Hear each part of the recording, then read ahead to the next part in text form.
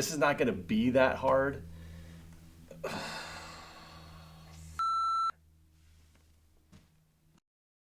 Let's just do take 4.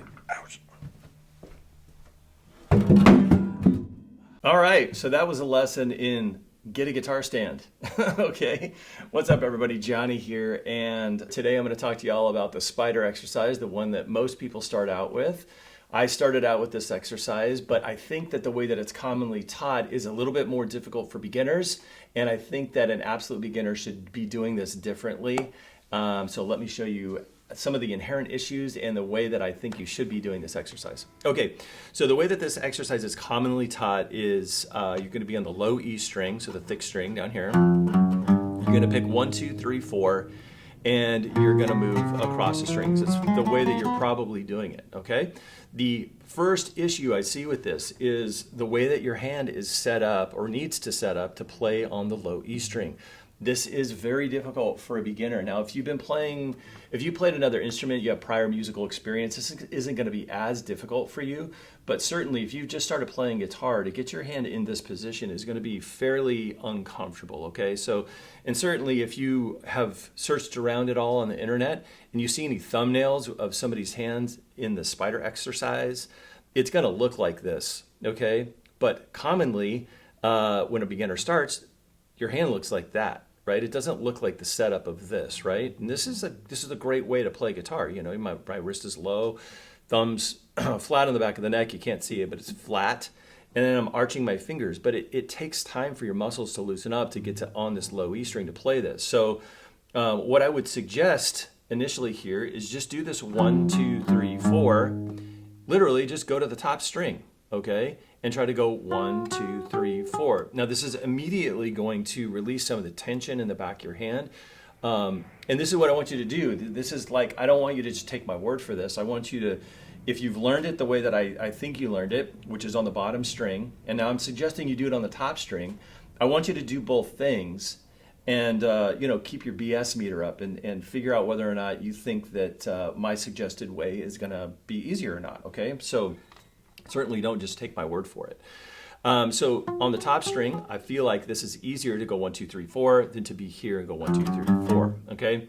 Now the next thing that probably happens when you are on the bottom string, you're playing this exercise, is you set up like this, okay? You don't set up like this, and you pick 1, and then you go to the next string, and you go 2, 3, and depending on where you're at with your hand independence, your finger independence, you see my fingers, I call these flying fingers.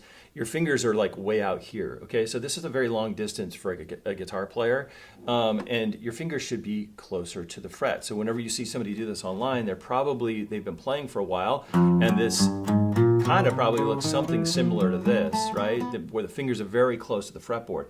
Well, doing that, being in this position and going 1, 2, 3, 4, and not letting your fingers fly off the fretboard, well, that's thing two, I think that it's very difficult on a beginner, an absolute beginner, to play this exercise. So again, just if you go to the top string, now this is not going to be fixed right away. The flying fingers thing, that happens when you play guitar, but it is a whole lot easier, I feel like, to control when you're on the top string or the skinny string. So the way that you fix this is kind of a difficult thing to wrap your head around in a way, because really it's just being mindful about the fact that your fingers are coming off the fretboard each time you do this, okay? But like I said, it's going to be a whole lot easier to control on the top string. 1, 2, 3, 4. So as your fingers come up each time, you just want to be mindful about trying to will your fingers to stay low versus popping off the fretboard, okay? This is a very inefficient movement, but again, doing this on the top string up, right? So this way is a whole lot easier to control this flying fingers thing. That's thing two, is that the flying fingers deal is really hard to control when you're on the bottom string. Back to this traditional way of doing the spider exercise, starting out on the low E string.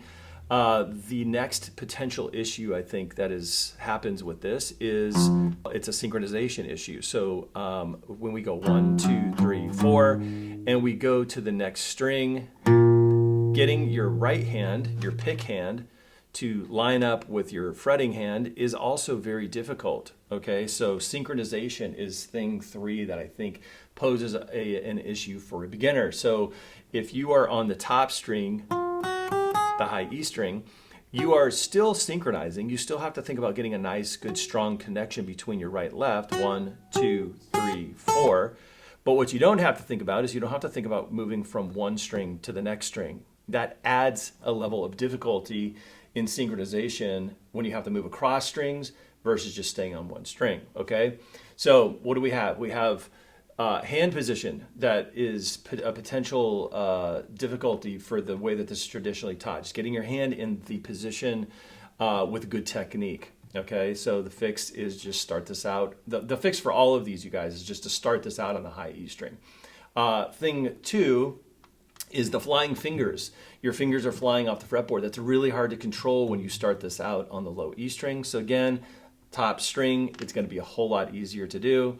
And then third thing is the synchronization issue, right? Getting your fingers, your right, or rather your hands, your right and left hand to think together. So I'm going to the next string cleanly, and then everybody has experienced that where you pick on a string, your left hand's on one string, but your right hand is picking a different string. Well, that's synchronization in a nutshell, okay? So what I suggest for you guys is to do this exercise on the top string. Just try to get a nice, strong connection. This thing does not have to be done fast, okay? So we're going along the top string, and go up to about the 12th fret or so, okay? And each time you do this, you're thinking about keeping your fingers a little bit lower to the fretboard. You're thinking about, again, a nice strong connection between right and left, okay? And you're keeping your hand position pretty good. You know, your wrist on your fretting hand is a little bit low, okay? And then once you get to about the 12th fret, that's the one with 2 dots, you're gonna go backwards. 4, 3, 2, 1, 4, 3, 2, 1, and you're gonna work yourself all the way back to the 1st fret. Once you feel comfortable with this, go to the next string, go to string 2. 1, 2, 3, 4. You're gonna do the same thing. You're gonna work all the way up to about the 12th fret or so, okay? And then back. And so what's happening here is, you know, this isn't this going from string 1 down to string 2, down to string 3. This might not happen this definitely isn't going to happen all in one practice session, but you might want to give yourself like a week or so on the top string and then move to the 2nd string and see how it feels, and then move maybe the next week, move down to the 3rd string. So what's happening is your wrist is getting used to being sort of in this position. The muscles in the back of your hand are stretching out a bit until you get to the bottom string. So once it gets comfortable, you know, you've gotten into this position and you've given yourself a few weeks to get down to the low E string. If it feels comfortable, then to move across the strings in the way that you're probably already doing it now, it's going to be a whole lot easier to sync up your right and left hand, keep the fingers from flying off the fretboard, and you're going to have a little bit more finger independence. It's going to be more comfortable in that position. So I would propose you guys experiment with that. Go back and forth between what I suggested and what you're doing. See if it works for you. Hopefully it does. And if this lesson was helpful for you guys, I would be very grateful if you would consider liking and subscribing. And until the next lesson, we'll see you soon.